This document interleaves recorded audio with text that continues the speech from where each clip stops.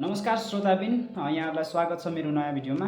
And पछिल्लो 1 वर्षदेखि चाहिँ म कारोबारमा as a tech support and सेल्समा काम गरिरहेको छु। एन्ड मैले धेरैजना मतलब हजारौँजना कस्टमरहरूसँग कुरा गरिसकेपछि चाहिँ के रियलाइज गरेँ भने नेपालमा एकदमै धेरैजना त्यस्तो मान्छे हुनुहुँदो रहेछ जसलाई बेसिकभन्दा बेसिक टेक्नोलोजीका कुराहरूसँग पनि असहजता रहेछ, गाह्रो रहेछ होइन। उहाँहरूलाई चलाउन नयाँ नयाँ कुराहरू, डिजिटल कुराहरू चलाउन चाहिँ एकदमै धेरै गाह्रो रहेछ। अनि त्यही सन्दर्भमा मैले आज यो भिडियो किन बनाइरहेको छु भने तपाईँहरूलाई चाहिँ मैले कसरी कारोबारमा आफ्नो व्यवसायको हिसाब किताबहरू राख्न सकिन्छ भनेर यो भिडियोको मार्फत गाइड गर्न खोजिरहेको छु। इनफ्याक्ट यो भिडियो होइन कि यो यस्तो भिडियोको सिरिज म ल्याउन कोसिस गरिरहेको छु। सो यहाँहरूले हेरेर साथ दिनु होला। र यो फर्स्ट भिडियोमा चाहिँ किनभने मैले हजुरहरूलाई सपोर्ट दिँदै गर्दाखेरि हजुरहरूको स्क्रिनलाई मैले हेर्नुपर्ने हुन्छ ताकि तपाईँहरूले के गर्दै हुनुहुन्छ र के गर्नुपर्छ भनेर गाइड गर्न सजिलो होस् भनेर। सो त्यसका लागि चाहिँ आज म तपाईँलाई स्क्रिन सेयर गर्ने माध्यमहरू र कसरी गर्ने भनेर सिकाउन गइरहेको छु। यो भिडियोलाई अन्तिमसम्म स्किप नगरिकन हेर्नु होला। र यो भिडियोको अन्तिम हुँदाखेरिसम्ममा हजुरले आफ्नो फोनको स्क्रिन र डेस्कटपको स्क्रिनलाई कसरी अरूसँग सेयर गर्न सक्नुहुन्छ भनेर जान्नुहुनेछ। सो यो भिडियोलाई डिले नगरिकन भिडियोमा अगाडि बढौँ।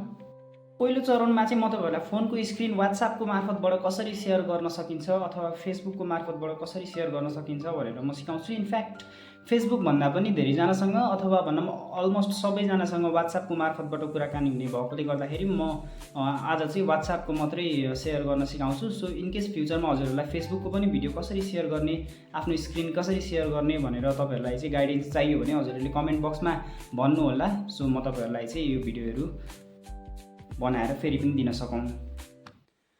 सो सर्वप्रथम भनेको आफूले स्क्रिन सेयर गर्न चाहेको मान्छेलाई कल गर्नुहोला। र एउटा कुरा ध्यान दिनुपर्ने के छ भने हजुरले भिडियो कल गरेको हुनुपर्छ ताकि हजुरले आफ्नो स्क्रिन सेयर गर्न सकौँ।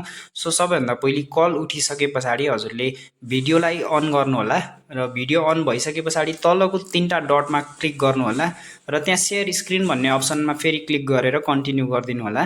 त्यस पछाडि हजुरलाई सिङ्गल एप र एन्टायर स्क्रिन भन्ने 2टा अप्सन आउँछ। त्यो मध्ये हजुरले सिङ्गल एप गर्दाखेरि कारोबारलाई सिलेक्ट गर्नु पर्यो अथवा एन्टायर स्क्रिन गर्नु भने हजुरको सबै स्क्रिन सेयर हुन्छ र त्यस पछाडि हजुरको स्क्रिन चाहिँ अगाडिको व्यक्तिलाई सेयर हुनेछ। सो मैले देखाए जस्तै स्टेप्सलाई फलो गर्नुभयो भने चाहिँ हजुरको स्क्रिन पनि सेयर हुनेछ आफ्नो अगाडिको व्यक्ति जसलाई हजुरले स्क्रिन सेयर गर्न खोजिराख्नु भएको छ। र भविष्यमा हजुरहरूलाई केही समस्या आयो स्क्रिन सेयरिङ गर्न भने चाहिँ हजुरले यो स्क्रिनमा दिएको कुनै पनि 2टा मध्ये एउटा नम्बरमा मलाई सम्पर्क गरेर वाट्सएप अथवा कलको माध्यमबाट मलाई सम्पर्क गरेर चाहिँ आफ्नो समस्या राख्नु होला। म हजुरलाई पर्सनल्ली नै हेल्प गर्नेछु है त।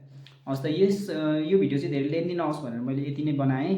नेक्स्ट भिडियोमा चाहिँ म तपाईँलाई एनीडेस्क अथवा अरू कुनै सफ्टवेयरहरू प्रयोग गरेर कसरी हजुरले आफ्नो स्क्रिनलाई डेस्कटप अथवा कम्प्युटर अथवा ल्यापटपको स्क्रिनलाई चाहिँ अगाडिको व्यक्तिलाई सेयर गर्न सक्नुहुन्छ भनेर म सिकाउन गइरहेको छु। सो हजुरले फलो र सेयर भइसके आफ्नो निडी पर्सनहरूलाई सेयर गरिदिनु होला so they can share their screen as well.